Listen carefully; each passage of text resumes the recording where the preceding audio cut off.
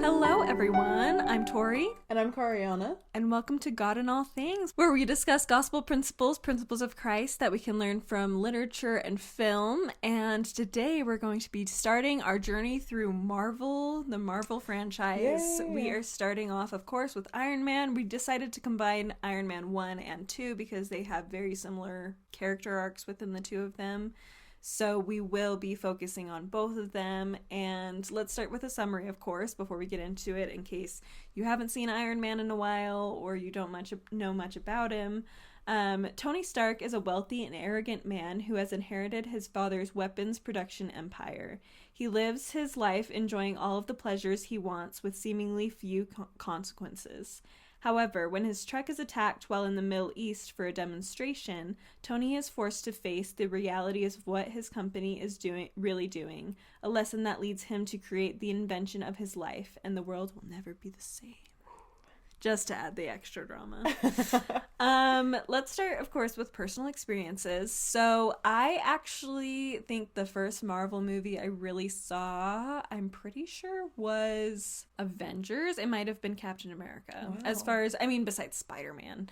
But as far as the Marvel franchise that started up. Okay, yes. You mean like the older Spider-Man? Yeah, the older Spider-Man right. ones, yeah. Yeah, I did see Avengers in theaters, so I did start my journey that early on, but I did not watch these. And then honestly, I didn't watch Iron Man until a lot later. I still, for some reason, I just was not interested.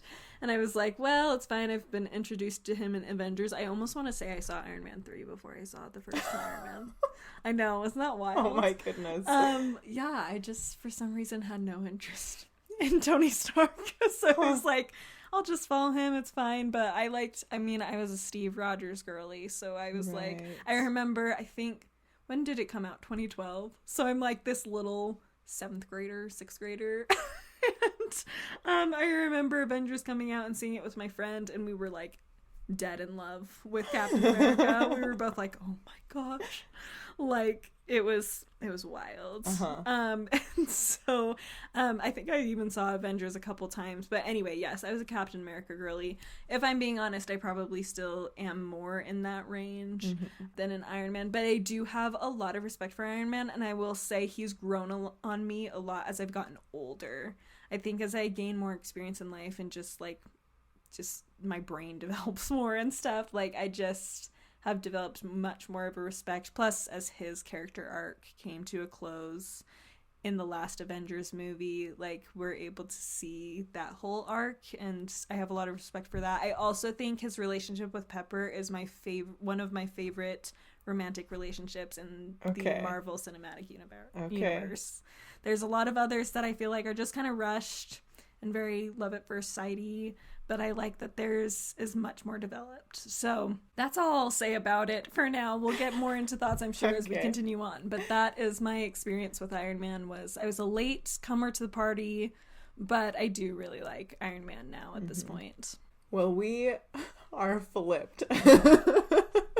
I distinctly remember Iron Man coming out in 2008, and little 10-year-old me thought that Robert Downey Jr. was the most attractive man alive.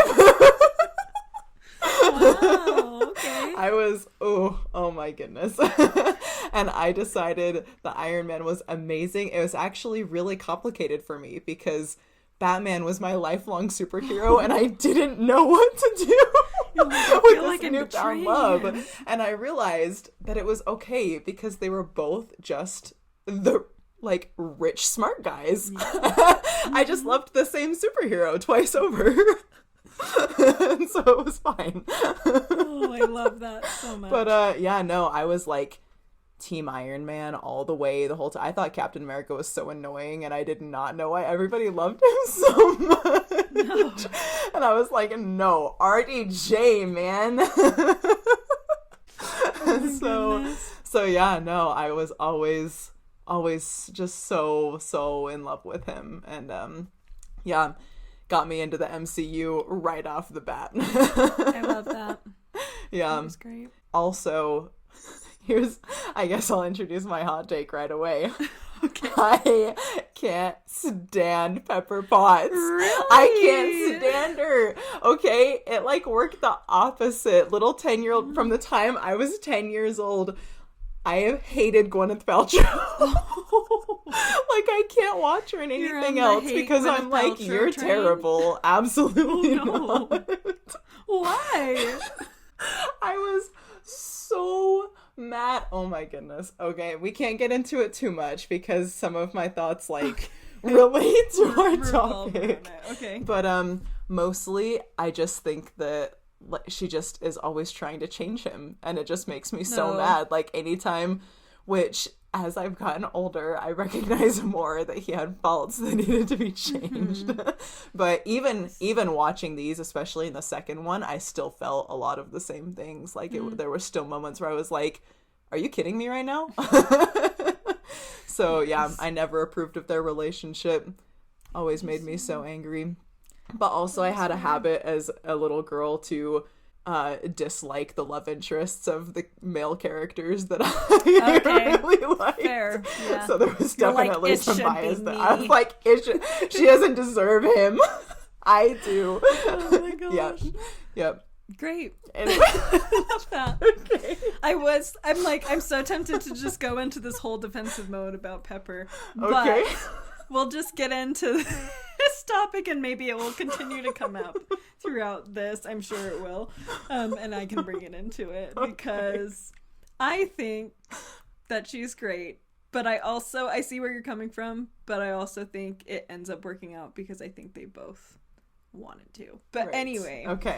All right. Okay, let's get into our gospel principle, which is going to be humility. So I'll let Kariana take the introduction of that. Yes, very, very relevant. I don't think anybody who knows Tony Stark will be surprised that we decided to discuss humility. But it's a really interesting gospel principle because the Savior is a perfect example of everything, but like humility is, to me, I think just one of his defining attributes. Like the reason he was able to accomplish everything was through his humility, and it kind of teaches us that it's the same for us. Like, if we are humble, then everything else follows after. And in the Guide to the Scriptures, it defines humility, or being humble, as to make meek and teachable, or the condition of being meek and teachable. Humility includes recognizing our dependence upon God and desiring to submit to his will. Great. Thank you for sharing that. To get us started, it's a very good introduction into this because, like she said, it's kind of an obvious choice for Iron Man. So we're going to start with, of course, the first film. And in the very beginning, our first opening scene with him, he's in this truck with these military people, who are like all fawning over him. They want to get his autograph. They're all just amazed that he's there with them. And I think we see very quickly that he's not a very humble person because not once does he ask about any of them, not really. He kind of makes sarcastic or like teasing comments about aspects of who they are based on what he's observing, but he doesn't actually do anything to get to know them or to even know their names before we have this truck get hit by a missile. And it goes off, and most of the people in the truck all die. I'm pretty sure all of them do end up dying ultimately. And then Tony runs away. He ends up getting shot, and that's kind of where it stops. And then it goes back to 24 hours earlier or something like that, to the day before. And it just has him basically being a playboy, and he likes his pleasures, and he takes all that he can get. He doesn't show up for an award ceremony that they're giving in his honor from the military. Like, he's so self-absorbed that he doesn't even show up for something like that to just show respect to people who are respecting him.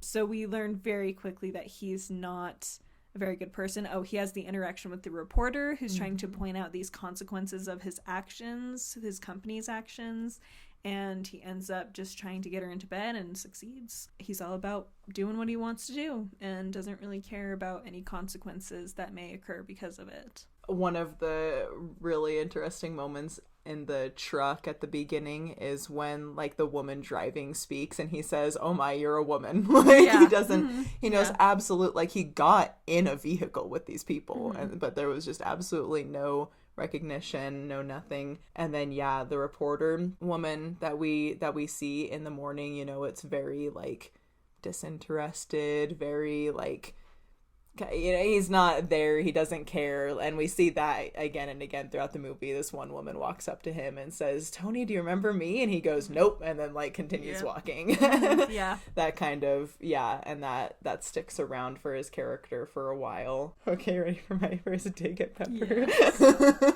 I'm ready. So what I think is interesting, I had never noticed this on my own, but I was watching it with my sister and she pointed this out to me.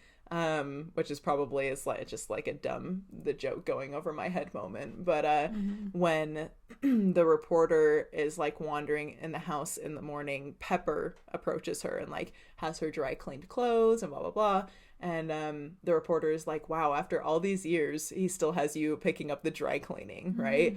And Pepper says, "I do anything and everything that Mr. Stark requires, including occasionally taking out the trash." Yeah. And I had like never like seen the underlying tones in that comment. Like I just kind of took it as like at face value, which is really stupid. But my sister just said something like, you know, "Oh, the shade," you know, and I was like, "What? Oh my gosh." She is throwing shade. And I think it's the first time we meet Pepper, if I remember correctly, and so but even in this very first interaction we see kind of how Pepper sees herself, you know. She's picking up the dry cleaning, she like respects the station that she has and the role that she plays, but she also looks down on the people around her, and she sees herself as, I don't know if it's mentally or morally or whatever, but in some way superior to others, right? In that first moment where she kind of like shades this reporter for sleeping Although the with reporter Tony. was shading her first by talking about the dry cleaning. That is true. So, that is true. Like, she's kind of pointing out, like, you've been here all these years and he just has you pick up the dry cleaning. But which is more focused towards Tony than Pepper, I would argue. Like, after I would say that it's like it's across, with her being a reporter, it feels more like an observation across the board, like, let's look at this relationship. But you are right. Yes. I was gonna say, because I'm like, for the reporter, she's like, Pepper's there to do what Tony told her to do, to kick her out. And the reporter feels embarrassed. So she's taking a dig at Pepper, being like, well, he's having you pick up the dry cleaning for the ladies he slept with, but he's not sleeping with you, basically, is what she's saying. Okay. So, to be fair, it was the second shot, okay? Shots were already fired. Pepper was just digging back. All right. But for me, it's just what it's indicative of. I do think that she does do that, but I also think that Tony does too. So Tony does worse because he doesn't even pay attention to those people. He's like, I don't even care. Like, I just know I'm better, so I'm just not even gonna care anything about you. Whereas at least Pepper is like concerned about what's happening. Because it's her job to. Yes, but she still is teaching Tony to do that, so that's clearly her attitude, who she is. I mean, tell me that you're not the person you are at work completely. Like, the values you discuss at work are not the values you hold. You know what I'm saying? Like, you're gonna be in a job that you, for years, that you love because it goes with your values. Right. So I think Pepper, it's going to be a similar thing. Like, she's keeping with her values of wanting to keep on top of things and caring about people and taking care of business, so to speak. So then we go throughout the rest of this 24 or 36 or whatever hours it is, and we see that he's late for a demonstration, first of all, because he's just playing in his tool shed, basically, downstairs. And Pepper's like, yo, you gotta be on a plane. This plane's been waiting for you already for an hour. Let's go. And so and he's being a jerk and being like, oh, I thought it was my plane. It will leave whenever I get there. Anyway, so they get on there. His friend Rhodey from the military is there too with him. And of course, they have this party together of drinking and girls and just further showing just his nature and what he's focused on, to the point where he's even bringing his friends into it, almost coercing them into behaving certain ways that they otherwise wouldn't want to, which just shows like that pride and lack of humility can spread and cause damage to other people and what their values are as well. And so we see that, and then we get to Middle East. I think it's Afghanistan. Yes. Is that where they're at? Where he does a demonstration of this big missile that basically blows a lot of land up from a very far distance. And while he's talking, he talks about how his dad always said, a lot of people say the best kind of peace is when you're not shooting guns at all, but my dad said the best kind of gun is when you only need to shoot once. And I think that's very telling of where his headspace is at right now, because he's not thinking about what that actually means. He's just thinking, oh yeah, like, we're gonna prove we're the most powerful, like, look, I'm such a great inventor and engineer and whatever, but he's not, he's so proud of it. And it's like, when you really think about the gun that can only needs to be shot once, it's gut-wrenching, because you realize that means they're leveling towns, they're leveling multiple towns at once, and that's not a good thing. Obviously, it's really heartbreaking. And so you can see in that moment, it's all just an advertisement of how great he is. That's what's most important to him, and focusing on that demonstration rather than focusing on what he's actually talking about. It is something that I hadn't like connected this until you were talking about it, but I did actually make a note of it while I was watching. He's like really, really, I guess, stiff and staged in his demonstration. I kind of made a joke about it to my sister, right? Because he's so like playful and fun and chill and whatever. Yeah. And then he gets up in front of everybody and starts talking, and he's like, my father always said, it's like very stiff. And to, reference ahead, not to move ahead, but comparing that to, I guess, his announcement that the company is going to stop producing weapons. He's like got a cheeseburger in his hand, and he's like sitting in front of the podium, and he's like, everybody sit down, like, we're going to be more comfortable that way. And I think that that's kind of an interesting comparison. I think he hasn't really ever given it a second thought, really, when he's presenting for the demonstration. I mean, like you're talking about, his focus is on the, parties, on drinking, on women. He doesn't really like has this company, and he's super intelligent. He's involved in the company, but like, there's just not, like, he hasn't ever thought about it. He's so self-centered that he's never even considered the fact that producing a weapon means somebody is dying because of it. And then once that's finally brought to his attention, his whole his attitude changes, and he's actually, you can tell when he's thought and when he actually knows what he wants to say versus when he just has a script in front of him because this is the job and he has to do it and whatever. Yeah, absolutely. So that's kind of an interesting change there. It's true. I hadn't thought about that too, but that's, you can see it in his body language even a little bit. So then we get back to where we started in the truck, and the bomb goes off, and he ends up being taken.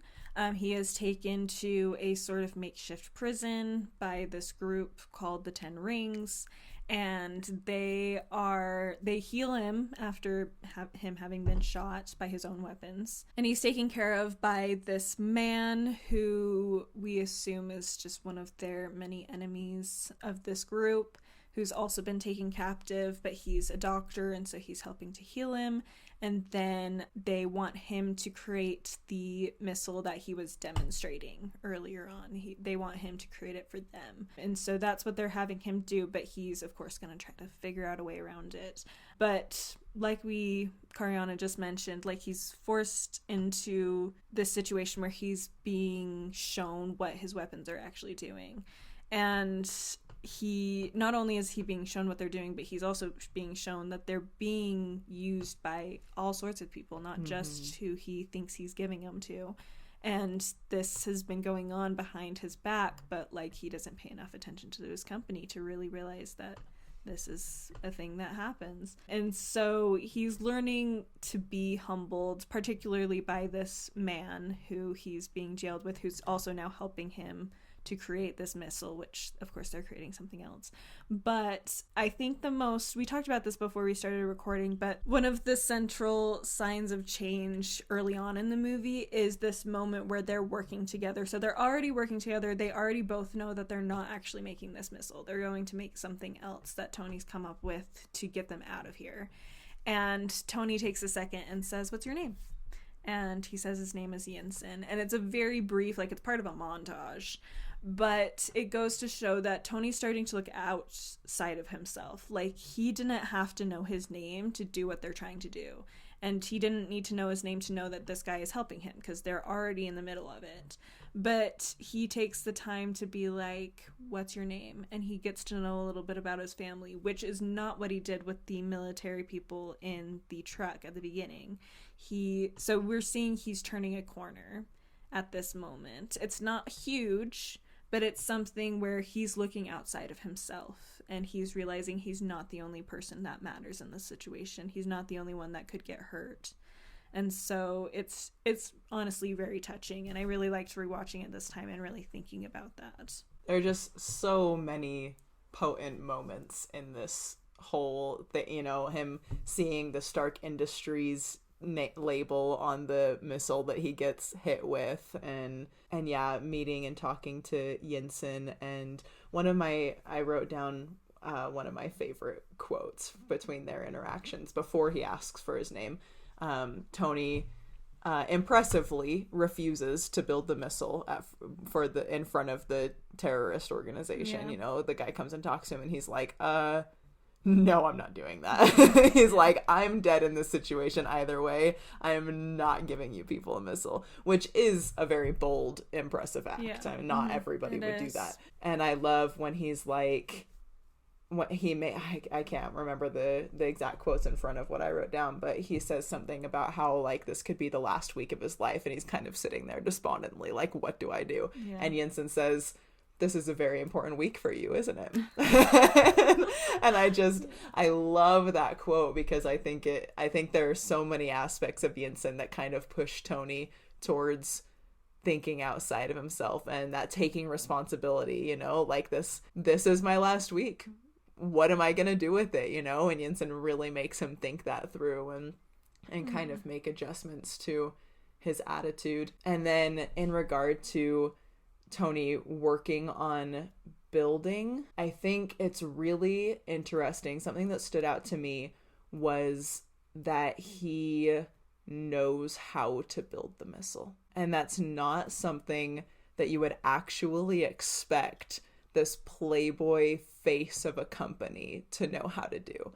Yeah. And so even if he's super intelligent, you know, we can say, "Oh yeah, he's a genius. He built his first engine when he's 4. That doesn't mean that now as an adult he knows how to build this one specific missile. Those two things don't connect.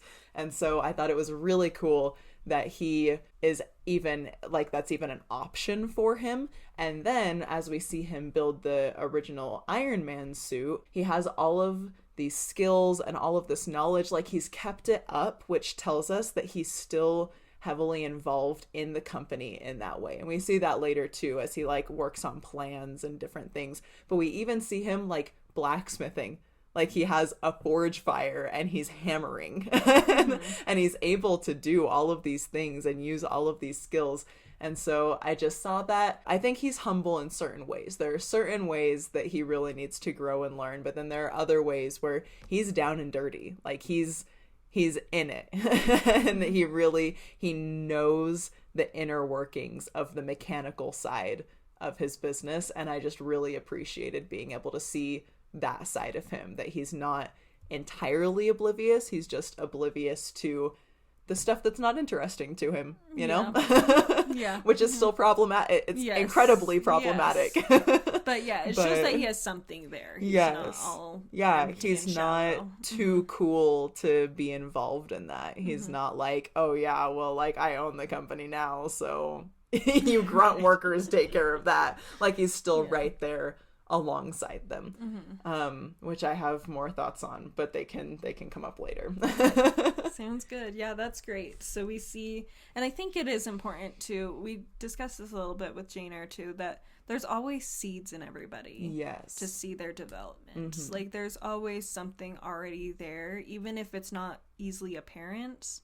But if mustard you think seed. about it, yes, you're like, there's that little bit of something that's coming naturally to them that can be developed in the right direction to be even more profound and really change them as a whole person. And that's what Christ does for all of us. Exactly. He knows what those things are, and he takes the good in us and just grows it. That's why he says all it takes is a mustard seed. Yeah. Because he just needs that, and then he's the master gardener. Yeah. You can magnify it, and it will be beautiful and just what is needed. Yes. So awesome. So great. I love that. So then they end up, of course, getting out. He builds his first Iron Man suit. Ooh, that epic is moment. So he did his best. He did so really clunky. Amazing. I mean, I could never do that, obviously.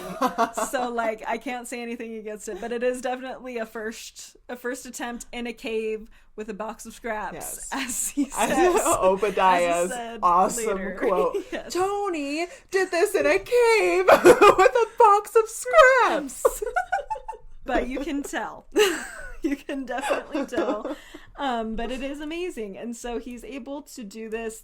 But while they're putting it on and trying to get it to charge and everything, they know that the group has figured out that there's a problem. They're trying to get in. And we have Jensen say, I'm going to buy some time. And Tony is like, no, wait, of course, because you are be careful. But I think it also is telling of Tony that he's so astounded that he would even do that. He's like, no, just stay here and finish. We'll probably be fine. You don't need to go risk your life. But he just doesn't grasp that idea of someone being willing to risk their life for someone else's.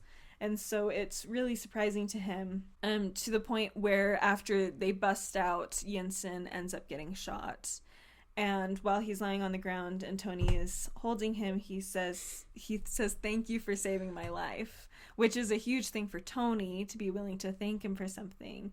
And then his response is, don't waste it. Don't waste your life.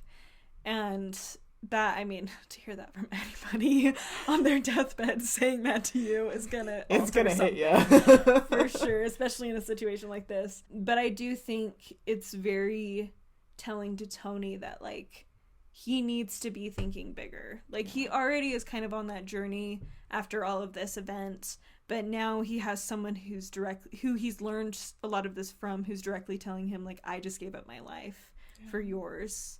So make it count, basically, and make it worth it. And of course, he does. He very, very much does. Oh my gosh. Okay. Do you need to compose yourself? Can I just talk about my favorite thing about Jensen? As this is another thing that I had never thought of before until watching it this time around. Yeah. Thankfully, my sister didn't have to point this one out to me. But Jensen goes in to, like you said, buy Tony more time, but he runs at this crowd of terrorists with a gun and shoots the walls and the ceiling.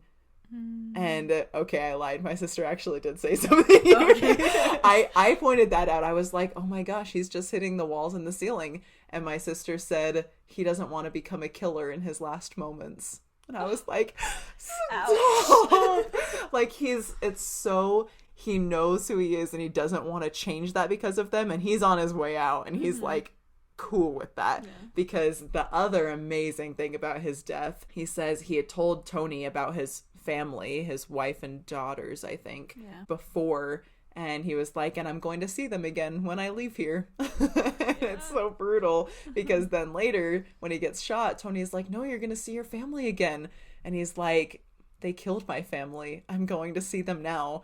And the fact that Jensen is just the pinnacle of faith is incredible to me. And and I think it's so beautiful that he refused to let them, that part of him, that the part of him that was still innocent, that he had the choice to take out as many of them as he could before he went down, or to remain who he was. And I love that he chose to still be a doctor, a healer, and not take a life. And then as you were talking, oh my gosh, I mean, we both obviously thought a lot about how Yinsen is kind of the base of this teaching Tony, right? You know, he's Tony's first real instructor in this goodness and humility and thinking outside of yourself and giving your life for something else. And I love the connection that Yinsen gave his life for Tony and said, don't waste it. And then Tony ultimately gave his life for everyone else. He even took that lesson from him at this very beginning stage, and we don't see it for a long time, but Yinsen. Yes, Yinsen's so good. Yes. And I think I also just realized too, he could have at any time antagonized them enough to get them to shoot him, but he chose to stay with Tony. And get true. Tony out. And I think there's something powerful in him being like, there's this man who is not going to be able to figure out what to do properly. And when he gets out of here, there's every chance he's not going to be better, but he's in a position where he could do so much good. And so instead of going immediately to his family like he probably wanted to, he said, I'm gonna wait. He stuck around and help this person so I can make my mark in some way for my family, and then I'll let them kill me. Which is just even better, because he talks about he knows Tony already. That is something we should bring up. He was at a conference that Tony was at, and so they've where met Tony before. Treated him terribly. Yes, where Tony did not treat him well at all. And so the fact that he was still willing to stay behind to help save Tony is like even more amazing. I was actually just I was just listening to a podcast today where he talked about how the reason the second coming hasn't happened yet, and with the disclaimer that there could be all sorts of reasons the second coming hasn't happened yet, but he was kind of talking about how Heavenly Father, Jesus Christ, they want to give everybody as much time as they can. He kind of talks about like, there's the justice side of like the second coming is going to happen and people aren't going to be ready. But the mercy side of things is that they're putting it off, the bridegroom tarrying, right? We're putting it off for as long as they can to give people the chance to change and come unto them.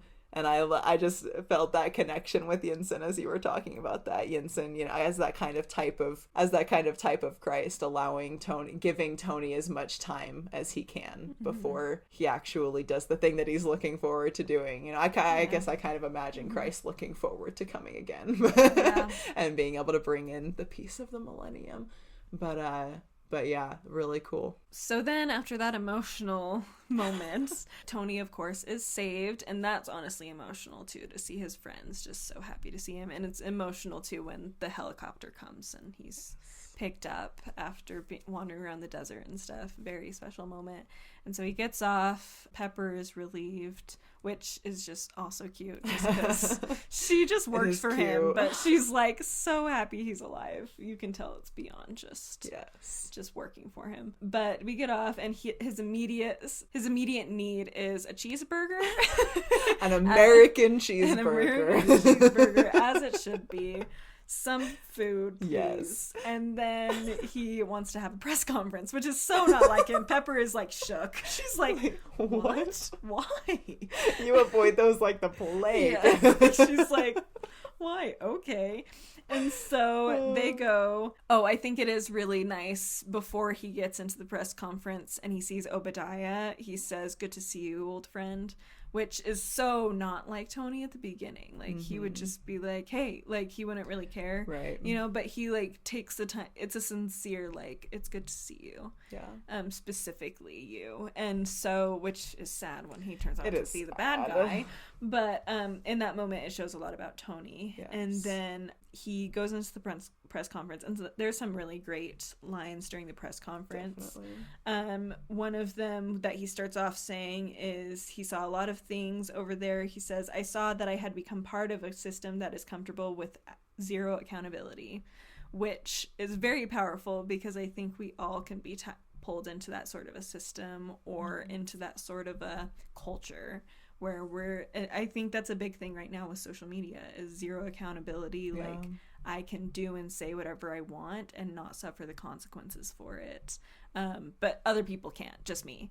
Right. Is very much the attitude. And so I think that shows a level of humility because, again, he's looking outside of his personal bubble and recognizing that there are bigger problems that he has an impact on.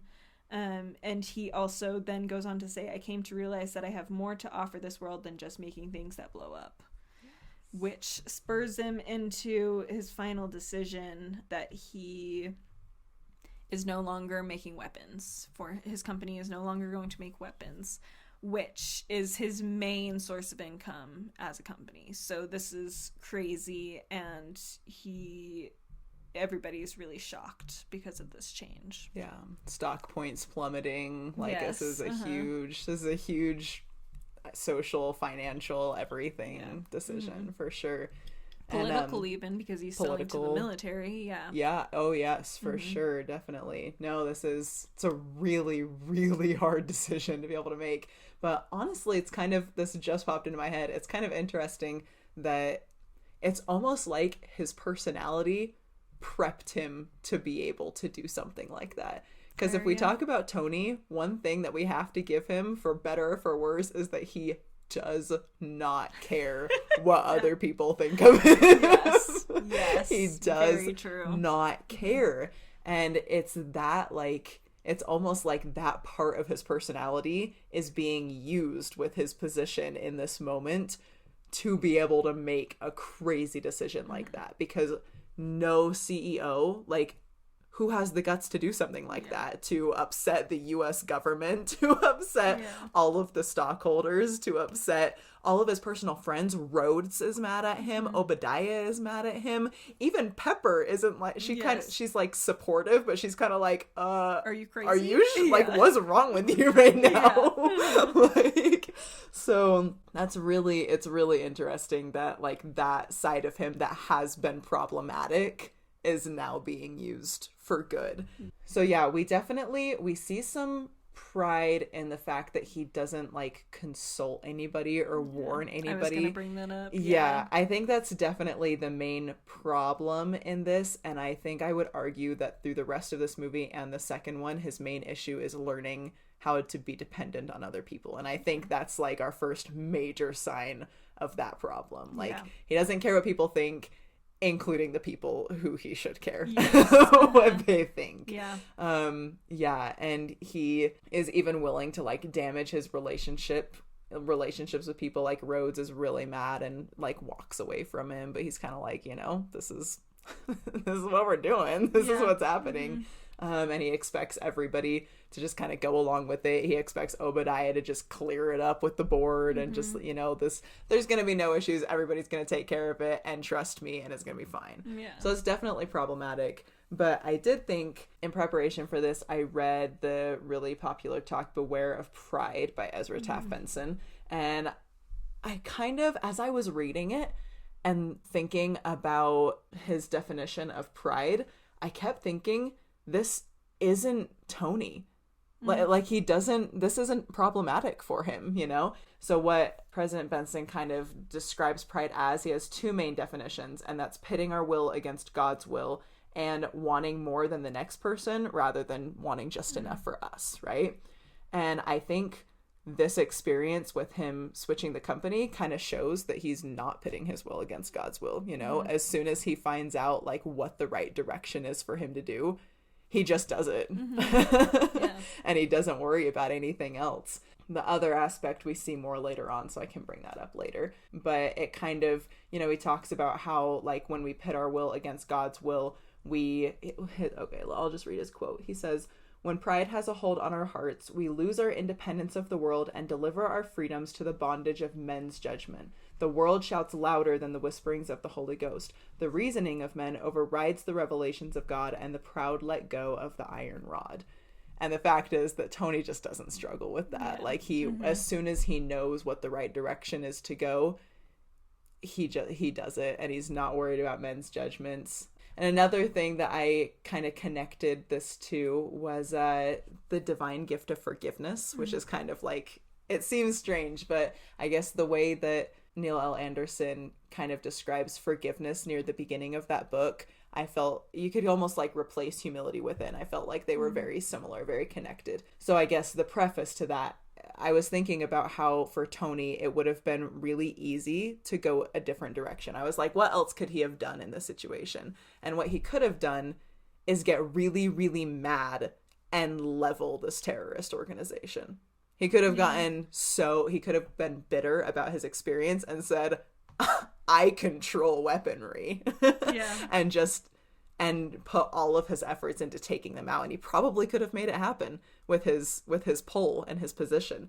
But instead, he really does humble himself to make the choice to let go of his family industry, his dad's company, for the sake of a more true peace, right? And it made me to go back to the divine gift of forgiveness. It made me think of how President Elder Anderson describes the process of forgiving someone or accepting forgiveness. He says that sometimes it's like an alarm clock where it starts beeping and wakes us up, and it's like this really sudden and overpowering event, right? Which is obviously more rare. And then it can also be like a sunrise that comes up through the windows, and both events wake us up, but the sunrise is gradual and slow and happens over time. And so I think that this event with the terrorist is kind of like Tony's alarm. There's like this alarm clock, and his experience with Yinsen, especially, as we've talked about, it's this alarm clock where he realizes this is wrong, something has to change, I have to change, and he brings himself down and changes his whole mindset, which is that's such a humbling process to realize that everything that you have believed and thought is wrong and you have to change. And then I think he's not done yet. He has this alarm clock moment, and then he kind of spends the rest of his journey having these sunrise moments, with the sunrise kind of coming up and all of his experiences with his friends and Iron Man and everything, changing him gradually over time to help until he completes his journey. There's my tangent.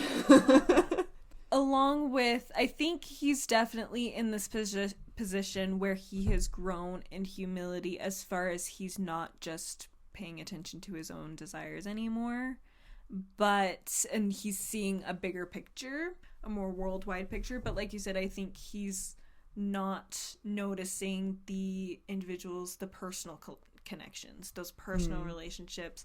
And so his humility is very grandiose, which is very him to make it a grandiose thing first. Yes. But he has to learn to then make it a little more personal, have a personal humility.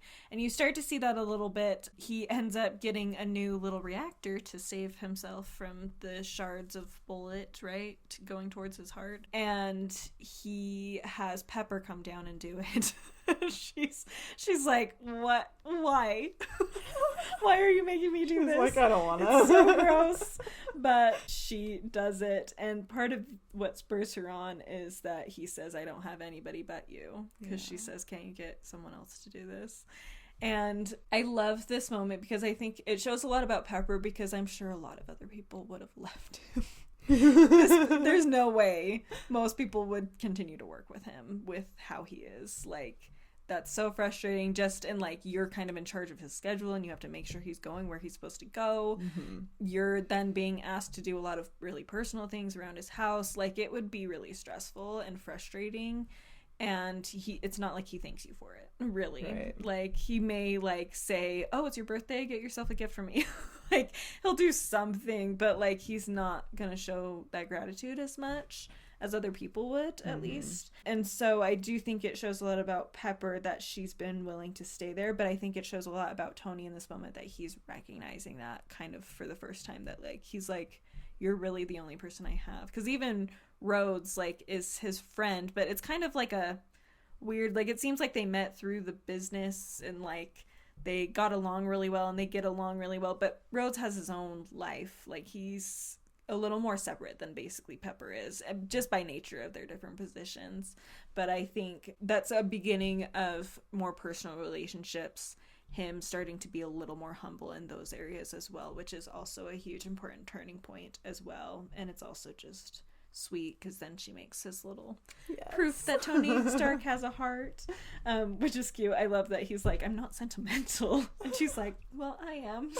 I'm gonna go make this and for then you. He's sentimental enough to keep it. Yes, exactly.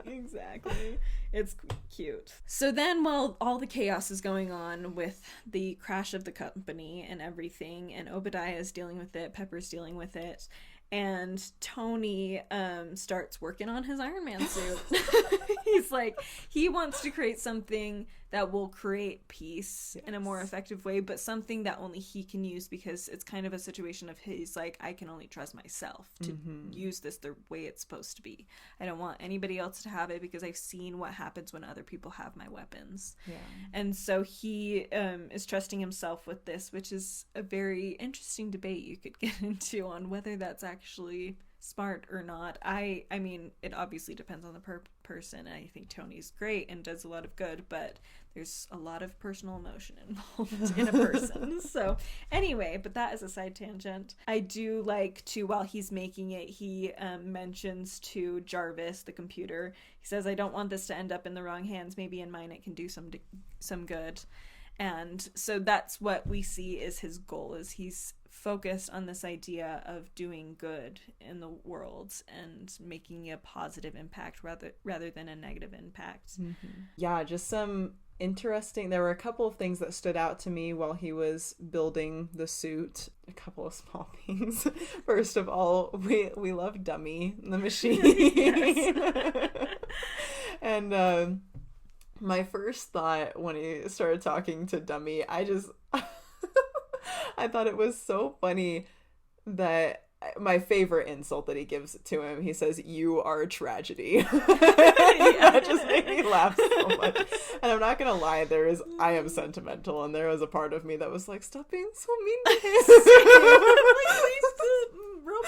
Yes, even down from like his name being Dummy, which I'm sure is a funny acronym for something. Yeah. But then, so I kind of made a note. I made a note that he like insults his own creation, and it's almost like I was pondering, like, why would he keep something around? He's so intelligent, and he has access to such advanced technology. Why is he keeping this machine around, right? And I almost thought of it as like a reminder that he's not perfect. It's like this machine that he thinks is terrible and he insults constantly, but he made it. You know, it's an extension of him ultimately. And so I thought that was kind of interesting. But then I loved again, to reference forward a little bit. Yeah, that's right. When Obadiah takes the arc reactor out of his chest and he remembers that Pepper had framed that previous one, right? So he goes down to his workshop and tries to get it, but he can't reach it. And then Dummy is the one that hands it to him. And I mean, honestly saves his life. Like, Dummy literally saves his life in this moment by getting that arc reactor to him.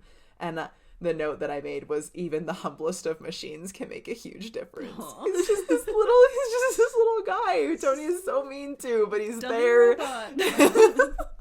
And then he saves his life, and it's just, he's just there being an arm, doing his job, like helping where he can. And sometimes I just feel Dummy, sometimes you're like, I'm just messing everything up, and I'm just like using the fire extinguisher even though I shouldn't be. You're like, I thought it was the right time. Apparently it wasn't. And it wasn't, like we all have those moments. Yes. And I just love that Dummy makes such a big difference. Yes. But then to kind of bag on Tony's still lack of humility, I got so mad at him when he has made the suit and he's doing his first test flight, and his first thought is, what's the altitude record? Can we it's a certain altitude record, like not non-winged machine. I don't remember what it is, but he asks, what's the altitude record for whatever it is we're doing here? And he tells him, and he's like, okay, let's break it. And Jarvis is like, that's not a good idea. We're not gonna, like, that's not gonna work. And he's like, we're gonna break it.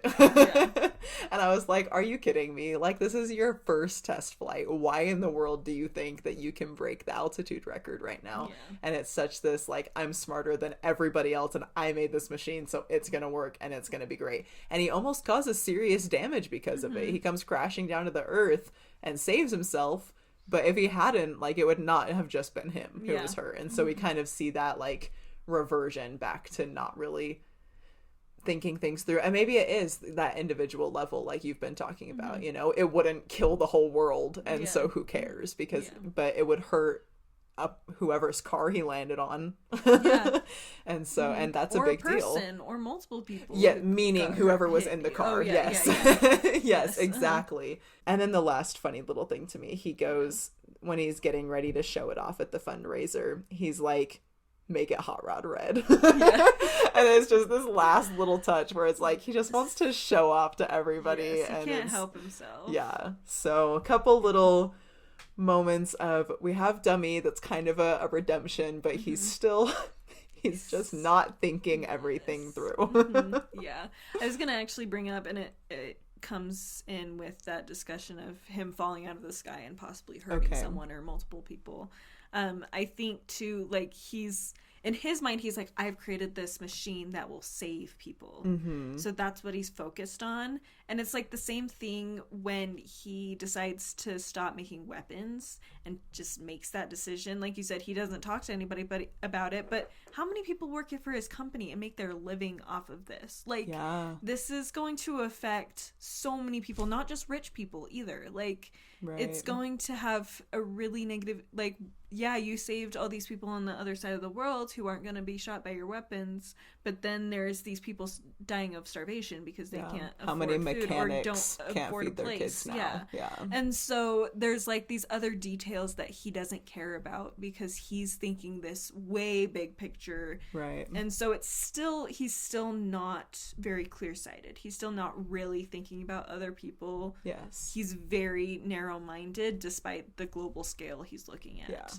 And just to clarify on that, like, obviously it's hard to argue that it was the wrong decision to move, you know? Like, he made a good decision, but like a normal person maybe would have started scaling back and been like, or started coming up with something else to do. Let's do something, let's scale back these weapons and let's introduce something else, and let's like make a slow change so that everybody can, like, so that my company stays okay, and more importantly the people working for the company are okay, instead of literally just like cutting everybody out. Like, let's cut this giant department and lay off a bunch of people we don't even know.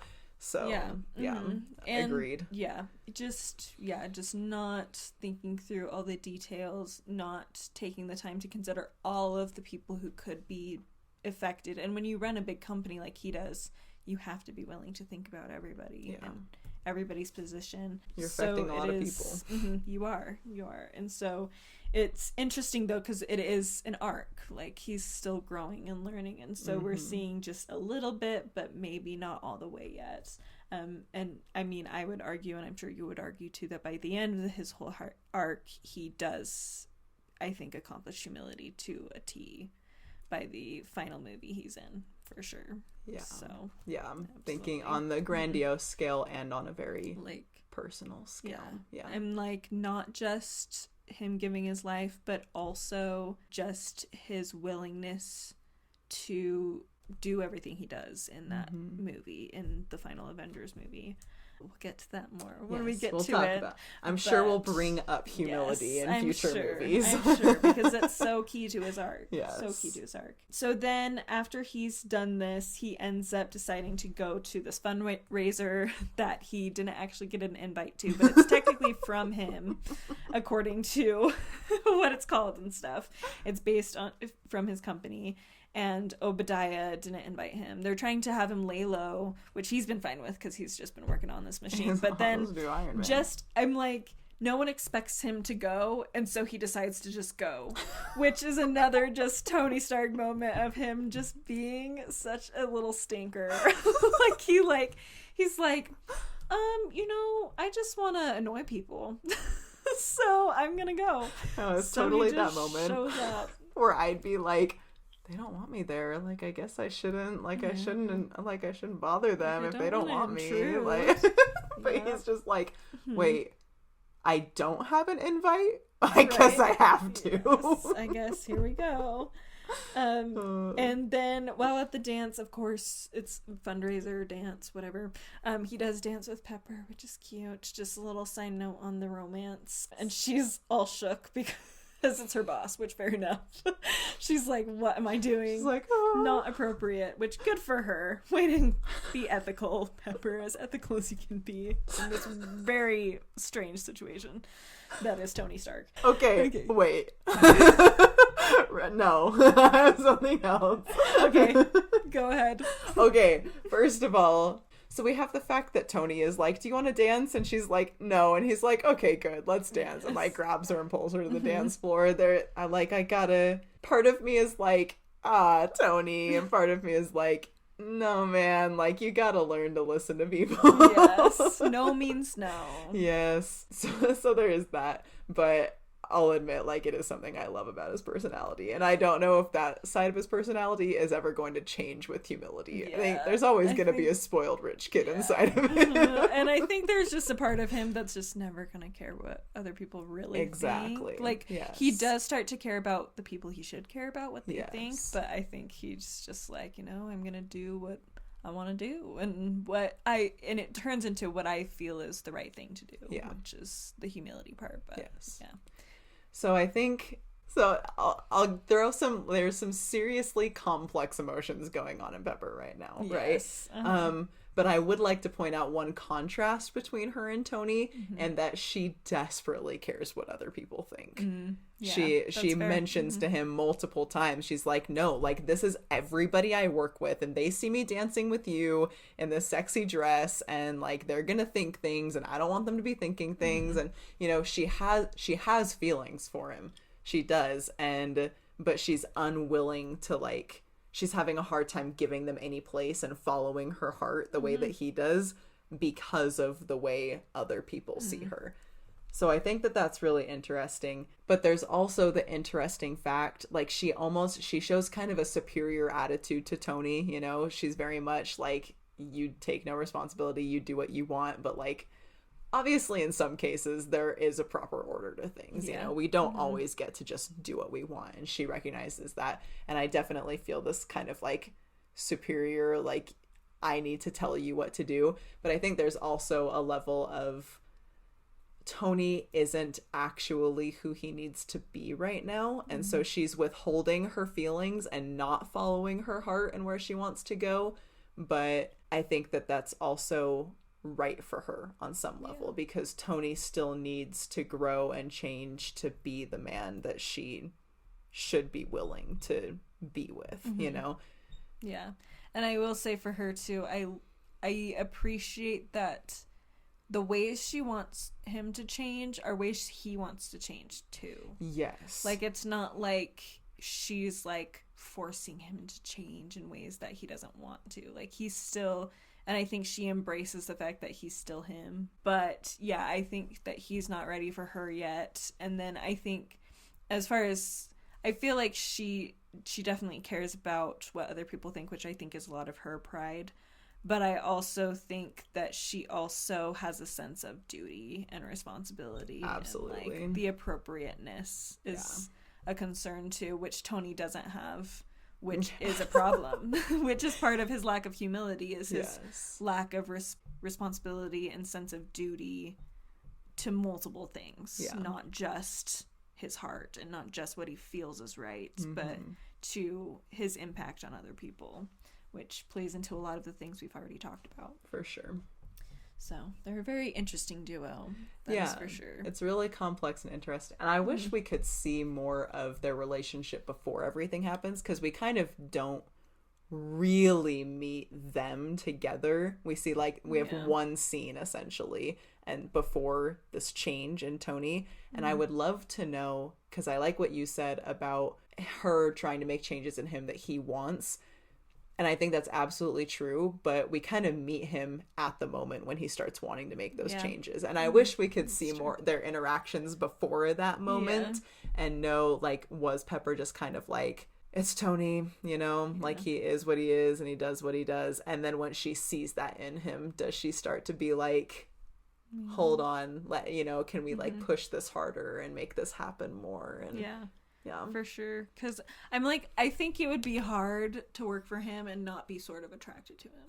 Yeah. So, strong, powerful, attractive, bold man. Bold, like intelligent, funny, witty. Yes. And like you fun to spend banter a with, ton of like, time around him. Oh, yeah, I'd fall in love with him. It would be Absolutely. so hard. So I feel like she definitely probably always had those feelings. But I think seeing her with the woman towards the beginning is pretty telling, because it's not like she's like a damsel in distress about it. She's not like so sad. Like, we don't have any moments of her looking all sad that he doesn't pay attention to her. Right. You know, she's just like, it probably hurts her, and you get the feeling when she makes the jab at the reporter that part of it is coming from a place of it actually does hurt. She has a lot of self-respect and sense of duty, like I said. Yeah. And so she's like, you know, even if I am attracted to him and it does kind of hurt me that he doesn't seem to pay attention to me like that, even though I'm the one who's always here and I've stayed here. Yeah. She's like, it doesn't really matter, because ultimately I probably wouldn't want to be with him right now anyway. Right. You know? So, which anyway, I'm not gonna lie, I've had those guys, you know, where it's like, I don't have a chance with him anyway. He's kind of a jerk. He's hurting me all the time. And so, like, I'm just gonna be friends with him.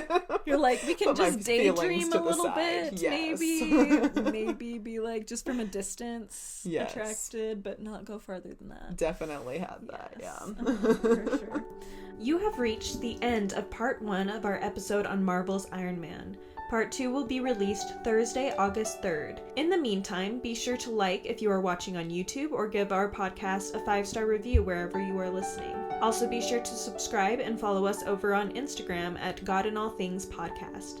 If you're curious about what Tori is reading, be sure to subscribe to her other channel on YouTube, Good Strong Words. We hope you are having a wonderful day. Keep remembering to see God in all things, and we will see you next time. Bye!